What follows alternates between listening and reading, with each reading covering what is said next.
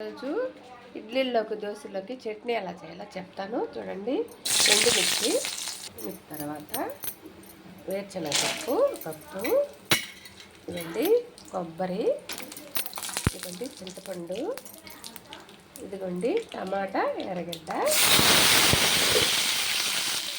ఇవన్నీ ఇలా వేసుకున్నాము. అది కావాలంటే మునగాకు కూడా వేసుకోవచ్చు, దీంట్లో చాలా బాగుంటుంది.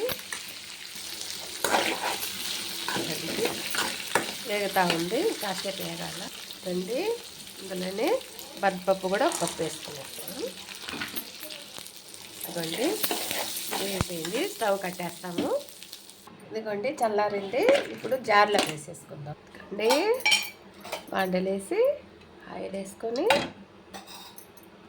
ఇదిగోండి సాల్ట్ కావాల్సిన మనం తగినంత సాల్ట్ వేసుకోవాలి. ఇదిగోండి ఆవాలు వేసుకుందాం అండి, కరివేపాకు, స్టవ్ కట్టేసుకుందాము.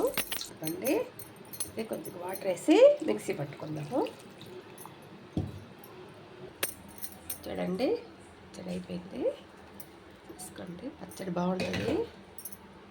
ఇవ్వండి ఇందులో మునగాకు కానీ పుదీనా కానీ కొత్తిమీర కానీ వేసి వాడ్చుకొని చేయొచ్చు, కానీ అవి వేస్తే ధనియాలు జీలకర్ర వేసుకోవాలి.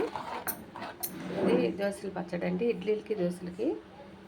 నా వీడియో నచ్చితే లైక్ కొట్టండి, షేర్ చేయండి, సబ్స్క్రైబ్ చేయండి. నమస్తే అండి.